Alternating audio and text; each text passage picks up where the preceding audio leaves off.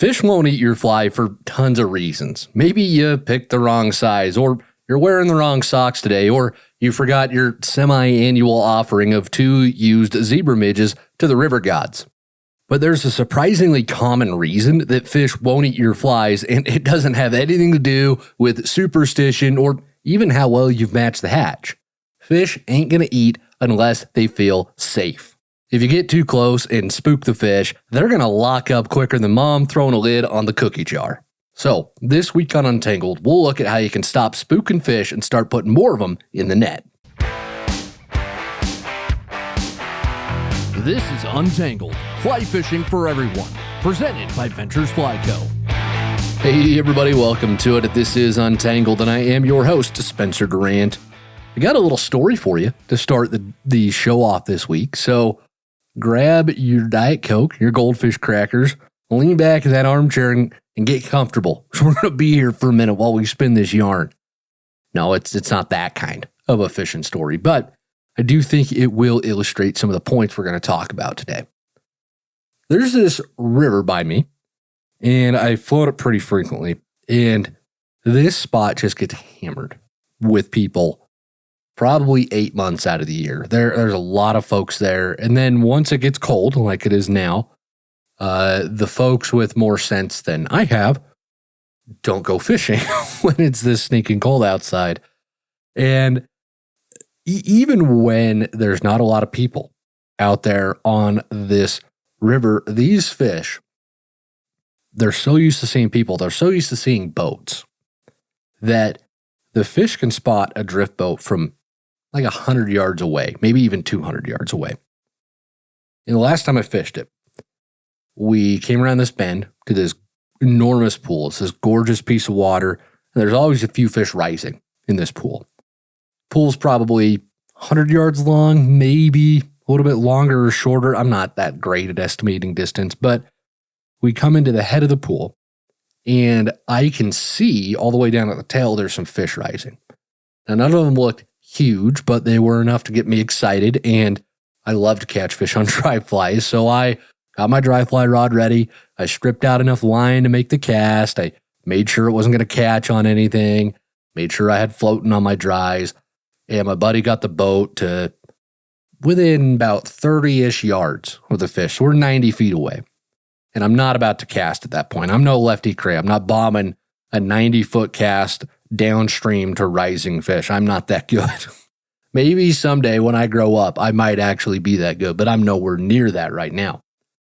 Anyways, we got within about 30 yards of those fish, and they just stopped rising. Like a switch flipped. They just quit.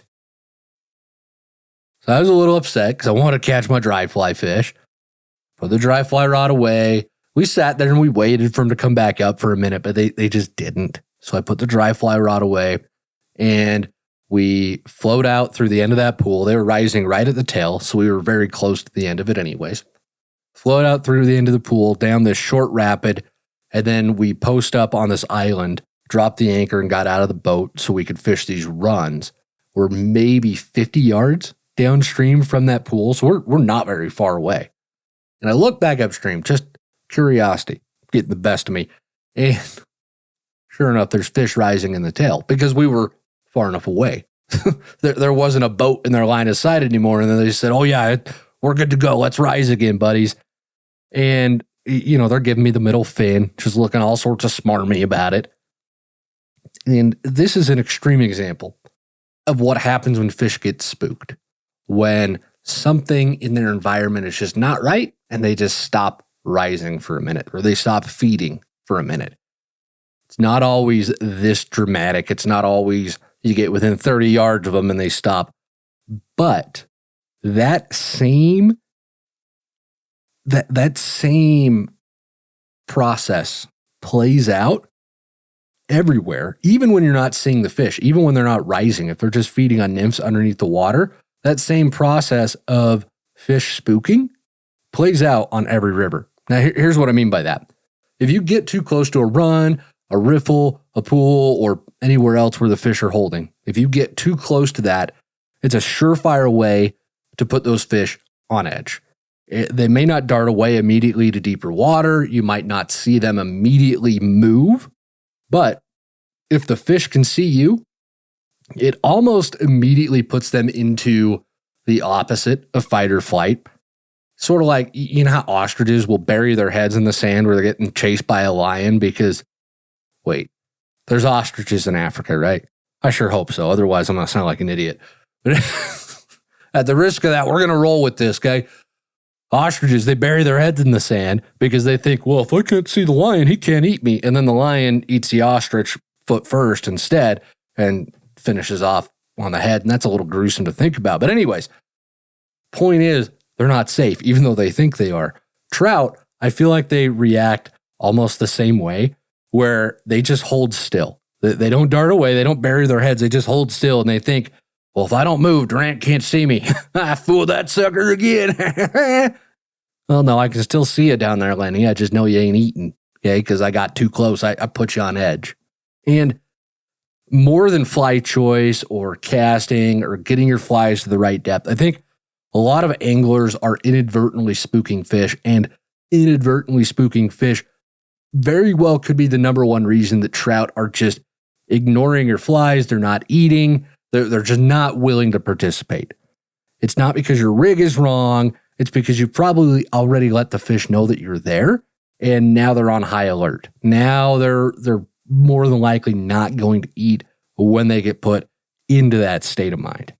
So, obvious question comes up here. How do you know if you're spooking fish, and what do you do about it?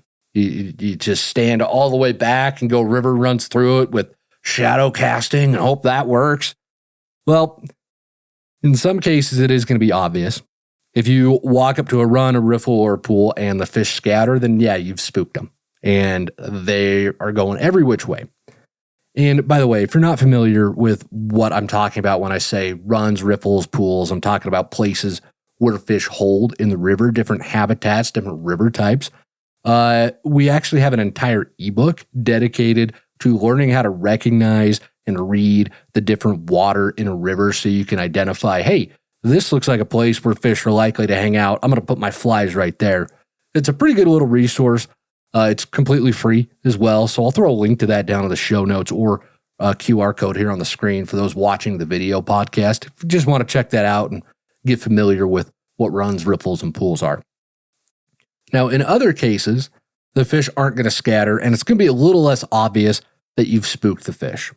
Now, generally, if you come up on this really fishy-looking piece of water and you work it very thoroughly with flies that are a good match for what's coming off, and you don't even see a fish move on your flies, there's probably a better than zero chance that you've spooked the hole. I'd say probably about a 60% chance that you've spooked the hole. And the fish have sunk as deep as possible. They're just going full ostrich on you. Yeah, they're just trying to stay out of your line of sight. Now, sometimes there might just not be fish in that hole. That's something else to think about, because not every hole, not every fishy looking piece of water has fish in it, but the majority of them do. That is something that if you've never had the opportunity to go on a river sampling day with your local fisheries biologist, I highly recommend doing that, because what you'll do is you'll go out and the biologist, they'll use electroshocking tools to temporarily stun the fish. They'll float up out of the river, and then you net them, and then you measure them, you weigh them, and you take note of all the characteristics, and that helps give the biologist a population model to build estimates off of. That's how we can say, well, there's 10,000 fish per mile here and 3,000 fish per mile here, and the average size is this. They do it by electroshocking. And you will not believe how many fish come out of the river when you do that, and how many more fish are in there than you initially think. And then on the flip side of that, you also won't believe how many great places just don't turn a fish up, and things kind of start to click for you. So if you've never had that opportunity, reach out to your local state-run fisheries program and just talk to them. See if you can go on that. It's a fun thing to go out and experience. So I would recommend that. But getting back to the point here, a lot of the times, if you've done everything right, you know your flies are good, you've got a great presentation, and nothing moves on your flies, there's a really good chance that you spook the hole. Now, it's also worth noting that trout are going to spook a lot easier in lower clear water. Basically what we're dealing with right now because it's winter. When the flows drop down to their winter levels, there's a lot fewer places for fish to hide. The water's easier to see through for all sorts of different predators, and trout know this. They know that they're exposed during the winter, which is one of the many reasons that they migrate from those shallower riffles and runs to the deeper pools, because they want to find the deepest, slowest piece of water where they can get out of sight as much as possible for protection. And then there's the food element to it as well. Most of the food is in pools during the winter as opposed to riffles and runs during the rest of the year. But even the deepest, slowest piece of water in any given river might not really be that deep and slow when it comes to winter flows. It just might not offer a whole ton of cover. So during winter especially, you've really got to pay attention to how low and clear the water is to make sure that you can avoid spooking trout that otherwise might go ahead and eat your flies. Now, there's a few ways to avoid spooking fish, whether it's low clear water like what we've got right now or any other time of the year. And the first thing you got to keep in mind here is how fish see. And there's a lot of information, and we've done, I think, 2, maybe even 3 podcasts about this very topic because I find it fascinating. There's a lot of information out there about how fish see and what their vision actually looks like. But fish have a pretty wide field of vision. They will, though, have this blind spot almost directly behind them. That's why you always hear me talking about walking upriver and casting upriver to fish, because staying behind fish is a great way to stay out of their field of vision, stay out of their line of sight. Now, in addition to vision, trout also have another couple tools in their toolbox. They've also got that lateral line. You ever catch a trout and you see that line moving right down the middle of the fish on either side of its belly? That's its lateral line, and it's actually a sensory organ. And among a lot of other things, it picks up movement and vibrations in the water. So even if the fish can't see you, if you're stomping up the river with big old splashes like you're Sasquatch walking through it, right? Kind of the way I do sometimes. The fish can feel those movements, especially in the low, clear, slow water. They can feel those ripples that aren't supposed to be there. That'll spook the fish just as much as your shadow landing on the water too. And then last but not least, trout have a great instinct to see and spot different objects on the horizon. Anything large that suddenly looms up out of nowhere on the riverbank is going to be cause for concern, because that's something that could potentially eat the fish. You think birds of prey are a big predator of fish, especially. So anything that just pops up and makes sudden movement on the horizon that shouldn't be there, that's an instant trigger to the fish that, oh, hey, something's not right. Okay. They are really tuned into seeing big, large objects, especially ones that make sudden movements, which, I mean, fly cast is kind of a sudden movement from a fish's point of view. So we're already at a disadvantage because we're big and we're making sudden movements, which means in practical terms, if we're going to break this down to what you should do, it's actually kind of simple. Okay, first off, be aware of how quickly you're moving and how loud your movements are and where you're standing in relation to where fish are facing. So that means if you are walking upriver, you're moving from hole to hole, you can feel pretty confident that you're in the blind spot of a lot of fish, so long as you don't get too close, because you're coming up from behind them. You're not getting too close to where you're out of that blind spot entirely and they can see you, or you're not making such loud splashes that they're feeling and sensing the vibrations from, 100 yards away or whatever it is.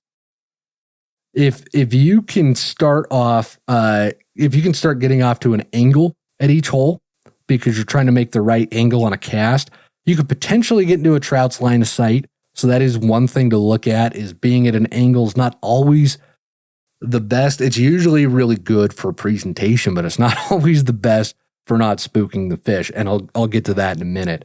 But that could potentially put you in a trout's line of sight. And then again, if you're stomping up through the pools, making a big ruckus, that's also going to alert the fish to your presence.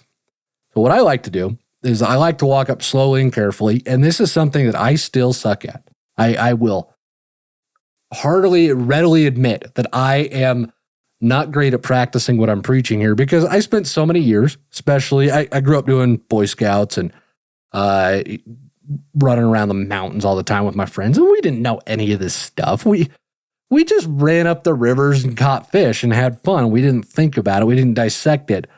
And now I do. So I don't know what that really says about me. Maybe we should have kept that childlike joy. Maybe I'd be happier. Now we're getting too philosophical. I'm sorry, folks. You didn't turn into philosophy with Spencer Durant this week. No, you tuned into Untangled.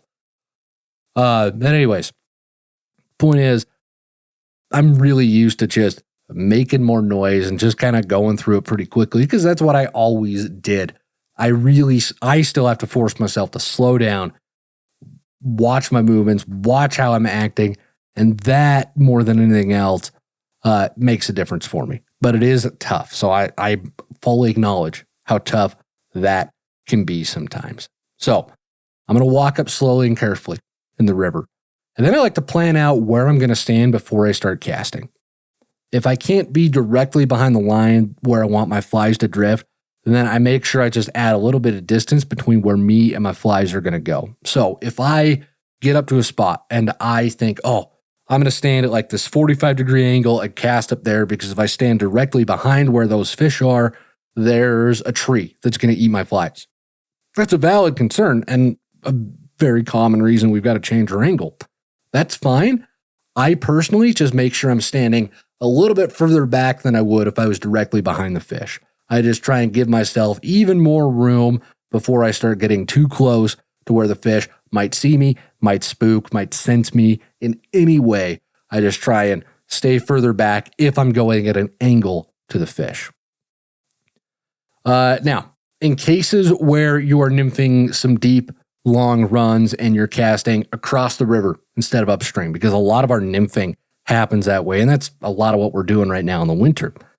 At that point, depth is your best friend, because usually you're nymphing a faster moving run, or the water itself is moving quickly. And if there's enough turbulent water or enough depth between you and the fish, that's going to help hide you from those fish when they're hanging out in places like that. You don't have to worry so much about being in their blind spot because there's enough disturbance between you and the fish that it's okay to get a little bit closer. So that's one reason why you do see a lot of people nymph the way we do, where it's nymphing across instead of casting directly upstream. And then you're also going to end up on fisheries where trout are really used to anglers standing super close to them. If you're on a river that sees tons of pressure, there's a lot of angler days, chances are the fish are going to be a lot less nervous about people in the water, which means in that case, you're not focused so much on not spooking the fish as you are focusing on presentation and fly selection. That's when those two things really come into play, is on those pressured rivers, because the fish, they know that you're there, and now you've got to really dial in the presentation and the fly selection if you're going to get them caught. So just be aware that that'll happen. And when we're talking about staying out of a fish's field of vision, generally when that matters the most is when you're on smaller streams, rivers that don't see a ton of people, and then anytime the water is low and clear. So again, right now in the middle of winter. The last bit of advice that I'm going to go ahead and give on not spooking fish has to do with your rig. I know some folks who might get concerned that if they're casting upstream to fish all time, you might be landing your fly line and your leader on top of fish that are looking to eat. Now, that's what we call lining the fish. Really, that's only going to be a concern when the fish are suspended high in the water column. They're eating dry flies and emergers. That sudden landing of your fly line and your leader on the water can be enough to spook them. In those cases, just add a little bit of length to your leader. Sometimes size that leader and tip it down. Go from 5X to 6X, 4X to 5X. That's usually the best way to still get your flies on target, but avoid your fly line landing on them. Bottom line of all this advice, to tie it all into a nice little bow for you, is that you got to be aware of how you're moving through the river. try to be stealthy, try to be quiet with your movements, be the opposite of me. Just think, don't be Durant. You'll be in business. If you're too loud and splashy, that's a surefire way to spook some fish. If you get too close to a hole or you approach it from upstream instead of downstream, that's very likely going to spook some fish. And a scared fish isn't going to eat, no matter how great your fly selection is. You could have a real caddis larva on a hook, and no matter how great that's presented, if the fish is scared, it's not going to eat your fly. So you really have to take time to pay attention to how you're walking. It's going to pay dividends when it comes to putting fish in the net. And if you guys have any other comments or questions about spooking fish, especially in low, clear water, like what we've got right now in winter, please drop those down in the comments. I would love to hear them. And if you've got any advice as well, drop that. If I missed something that you think is really important, definitely let us know. But we're going to wrap up the open of the show this week, and we are going to move right into the Q&A section of this week's show. Now, every week here at Untangled, we spend half the show directly answering questions from listeners and viewers just like yourself. So if you've got a question about fly fishing that you would like answered, there is a link to send those questions in down in the show notes or right here on the screen if you're watching the video podcast. Randy from Utah's got our first question this week, writes in and says, "Love the podcast. You all bring up the forgotten info about fly fishing I used to do.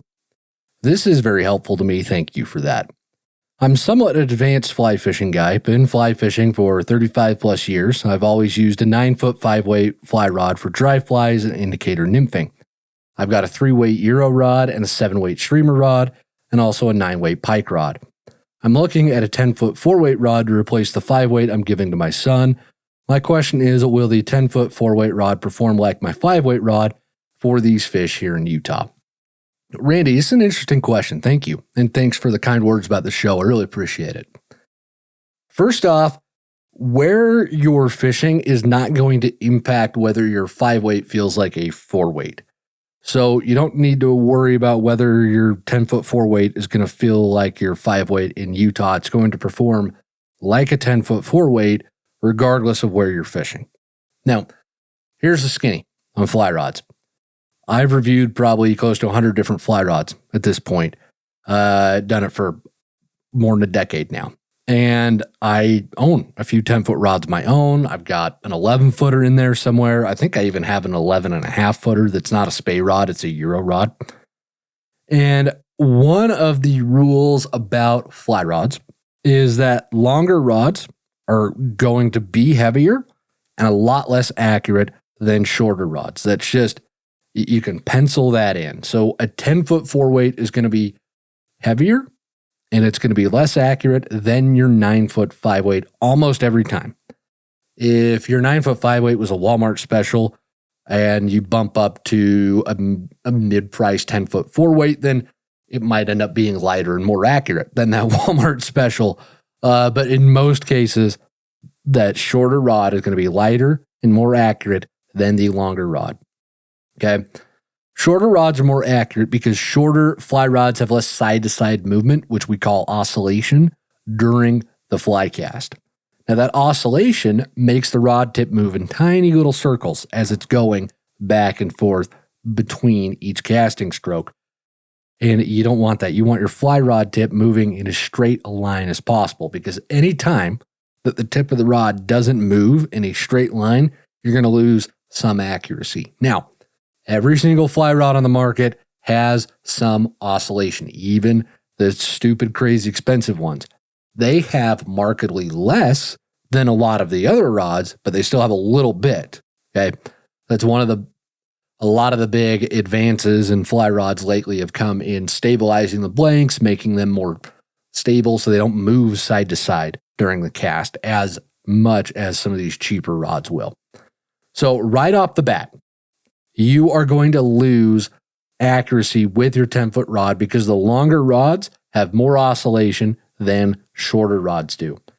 Now, my favorite rods that I love to fish right now, if I can just pick any rod out of my quiver and fish it, I'm picking an 8.5-foot 5-weight or 4-weight or even 8-footers at this point, because with those 8.5s, especially, I've got all the reach of a longer rod.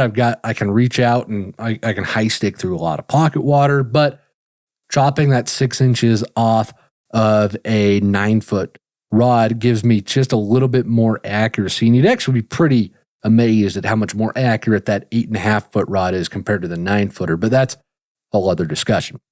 Okay. You will see accuracy loss though, so keep that in mind. And on top of the weight and the accuracy differences, the other thing to keep in mind is what's a 10-foot 4 weight built for?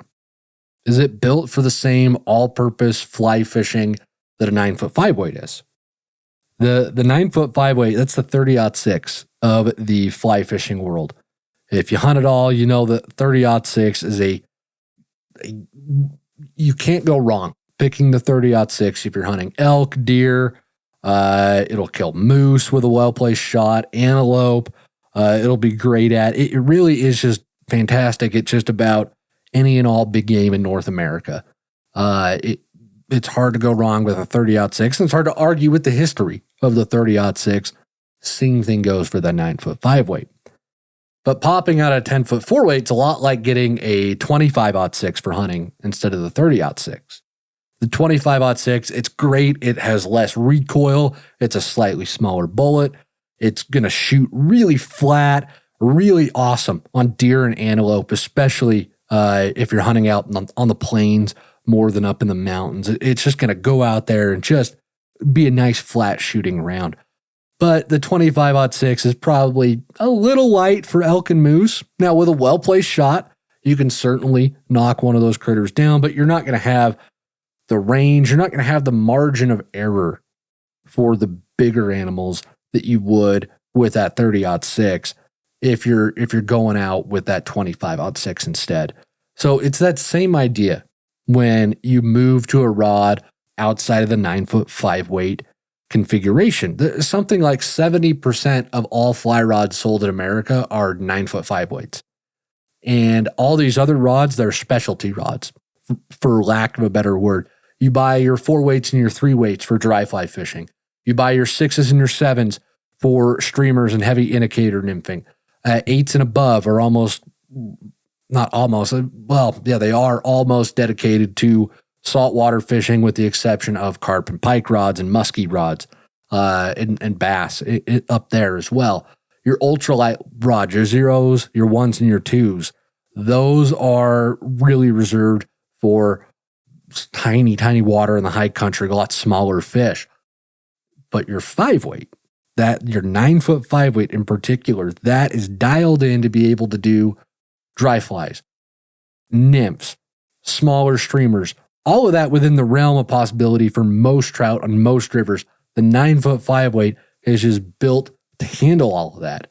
Your 10-foot 6 weight, that's a power rod. That's throwing long casts or managing long drifts from a drift boat. Your 10-foot 4 weight, well, it's going to have a great bit of reach for high sticking. So it's going to be really great for tight line nymphing, which is when you nymph without an indicator, or if you're fishing dry flies in technical water, because you can lift and mend and move fly line with that extra foot of length on the rod. It'll be great for instances like that. But the 10-foot 4 weight is not going to have the same backbone. It's not going to have the same taper design that's going to make it pull double duty as a rod that's also going to excel at throwing dry dropper rigs, small streamers, or heavy nymph rigs. You're just not going to have that versatile range with a specialized rod that you get out of the 9-foot 5 weight. So, short answer is no, the 10-foot 4 weight is not going to perform like your 9-foot 5 weight. That's just not what it's built to do. You really want to pay attention. Don't worry about the brand. Don't even really worry about the price so much. Look at what the 10-foot 4 weights that you are considering buying. What are they designed for? What does the company say we built this for? Because I guarantee it's going to be something along the lines of technical nymphing, technical presentations, something on bigger rivers out of a drift boat. I mean, shoot, I just tested a 10-foot 5 weight earlier this year from a company and got it out, played with it. And I was expecting that rod to be able to handle some dry fly work in close. I don't know why. I was just thinking, oh, it should be good at that. And it wasn't. It was terrible at that.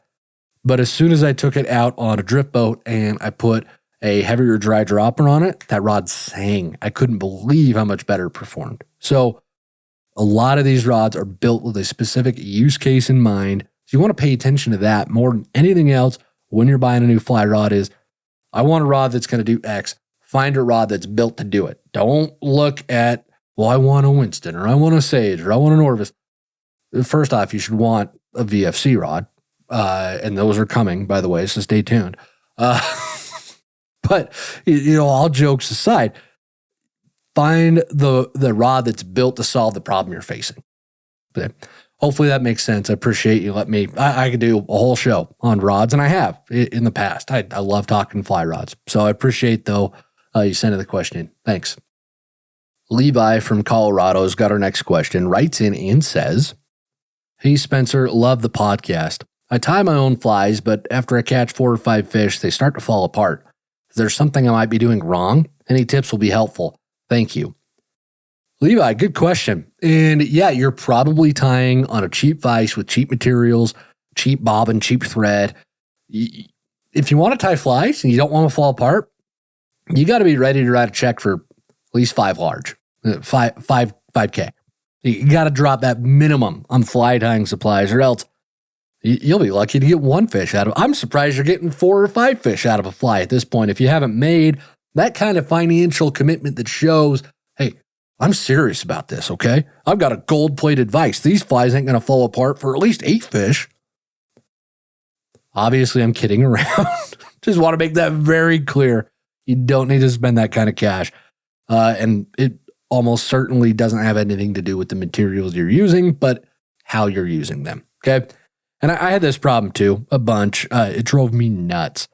So I've been in your shoes, and it's especially frustrating when you tie up a whole bunch of flies for a trip and you go through like half of what you tied on the first day and there's still 3 or 4 more days left of the trip. That's frustrating because they all fell apart so quickly. You don't want to be in that.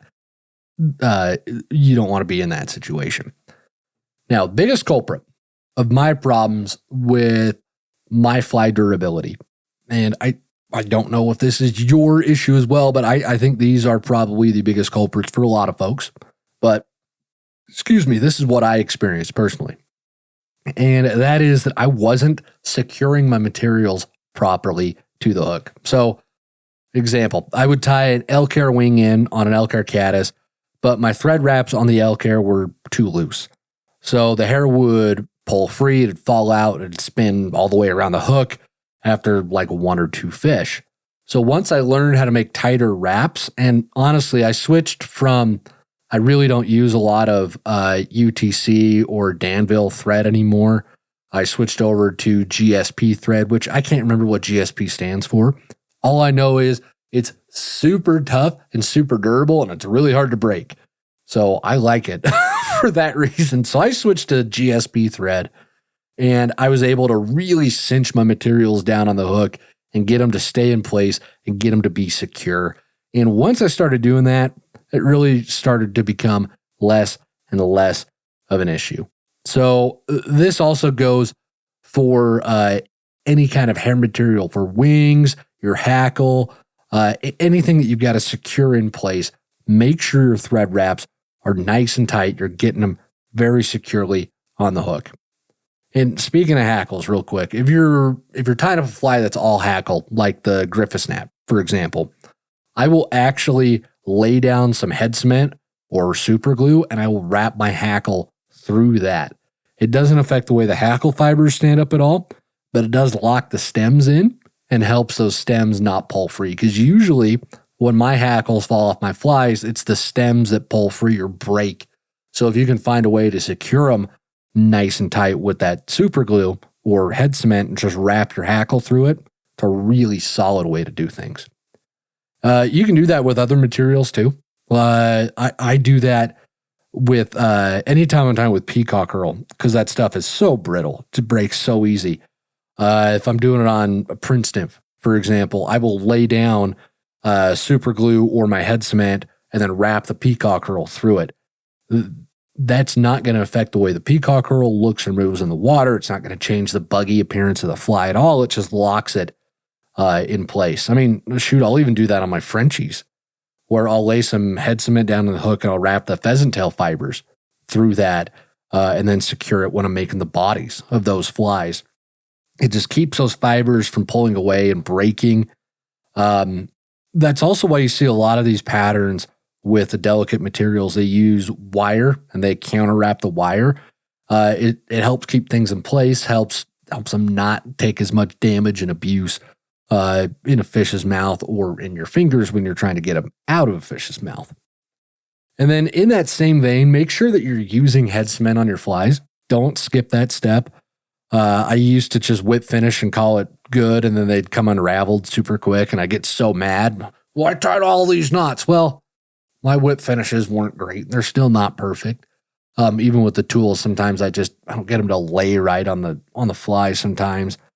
But I just use a few drops. I get the little bodkin, dip it in. I've got a can of Dave's Flex Cement, Dave Whitlock's flexible head cement. And I just grab that, put a few drops on the thread after I have tied the whip finish, and that has made a world of difference for me. But any head cement will do. I know a lot of tyers like to get the super glue that has a brush-on applicator, and they'll just brush that onto their thread and then tie their whip finish with that. That's another great way to do it. Any type of head cement or bonding agent is good. Just find one that works for you and that you like, and be consistent about using it and lock it in place. And lastly, one thing that I quit doing a long time ago, and it has made a huge difference in how long my fish or my flies have lasted, and that is I don't use pliers, I don't use hemostats to pull my flies out of a fish's mouth anymore.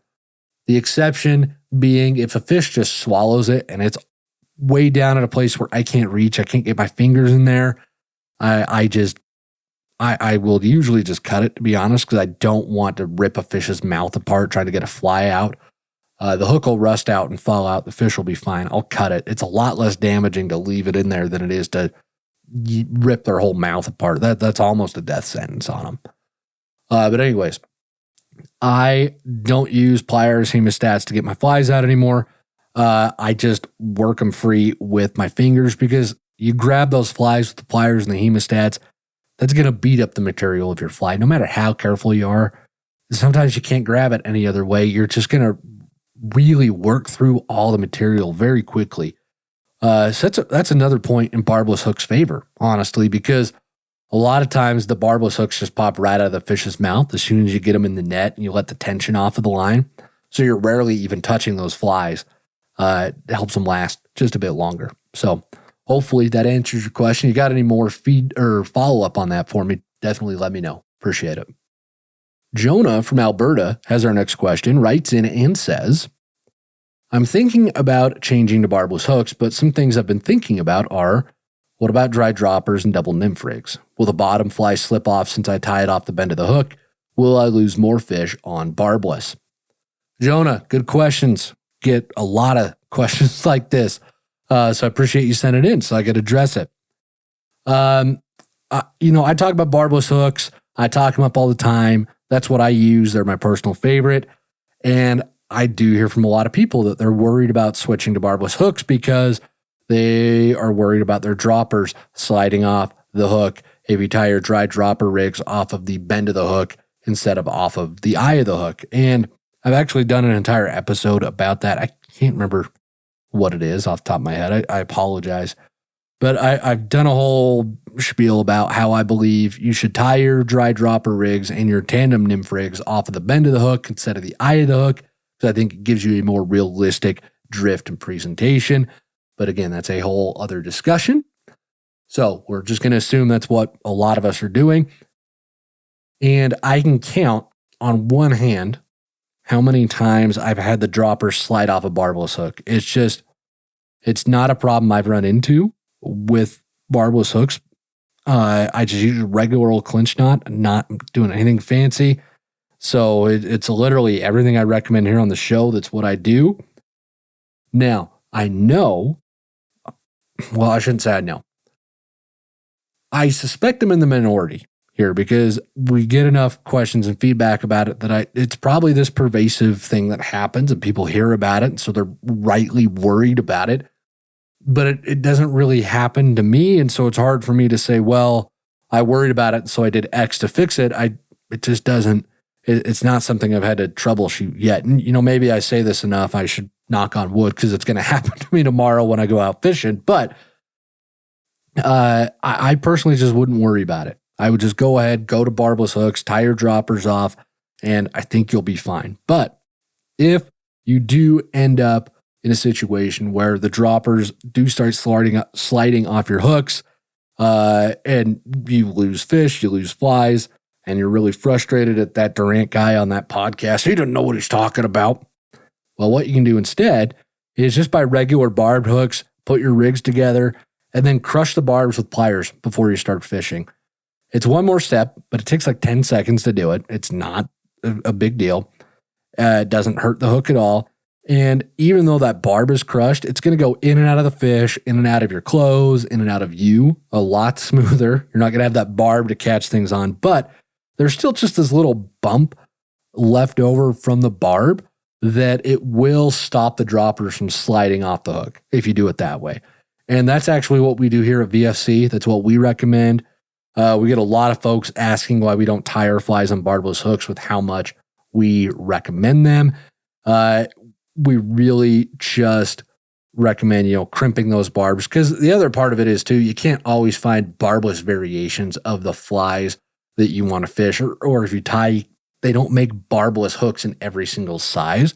So just crimping the barb down is a great way to go with it as well.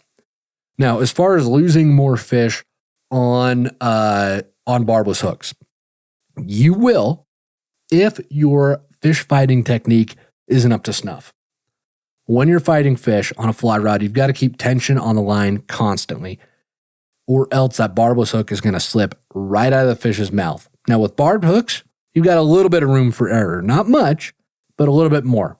If your tension isn't perfect the entire fight and you've got a barbed hook on, the fish might stay on. You got a better chance of that happening. But with those barbless hooks, you don't have that room for error. So the main difference you're going to see is that if you've developed bad habits with your fish fighting, where you let some slack into the fight at different points, the fish are going to pop off. They are going to create some issues there. And it can be incredibly frustrating to have that happen. So as long as you keep good tension on the line, though, you're not going to have any problems. In fact, like I mentioned earlier, once you get the fish in the net and you let the tension off of your fly rod, a lot of times the fly pops right out of the fish's mouth.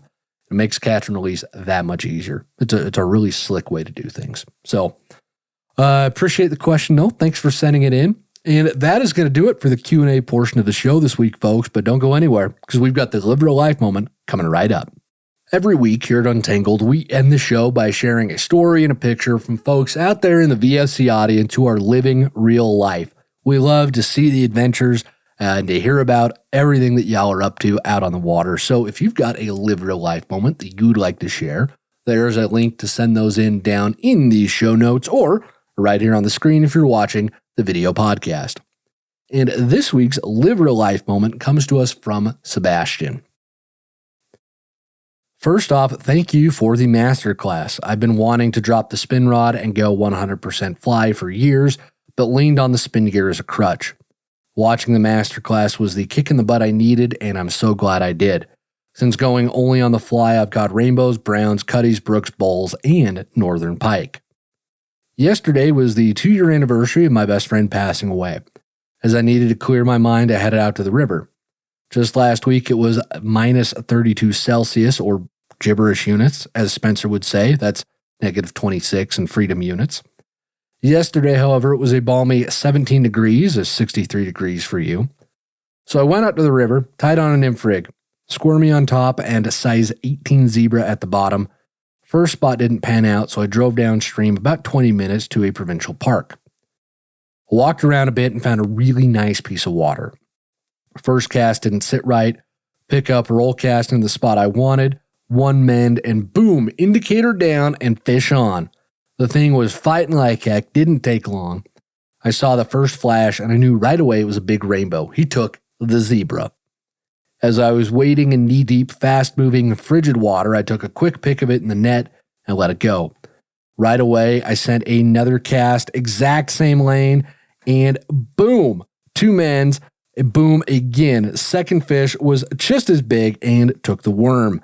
I'm so happy I've decided to really dedicate myself to the fly rod. Thanks again for all you boys do for the community. Tight lines. Sebastian, that's awesome. Thanks so much for sending that in, man. And congrats on all the fish you've been catching. Sounds like you've been busy. And congrats, or not congrats, that's the wrong thing to say, but, well, no, congrats on honoring the memory of your friend passed away and for sharing that with us. I appreciate you sharing that with us. So thank you. And with that, folks, we're going to wrap the show up this week. Thank you so much for being here and spending the time with us every week. It means more to me and the rest of the VSC team than you know. So we appreciate it a ton. If you want to help us out even more, please rate and subscribe to the show wherever you're listening to it. It helps us reach more people, helps us help more people live real life, which is the whole goal, what we do here at VFC.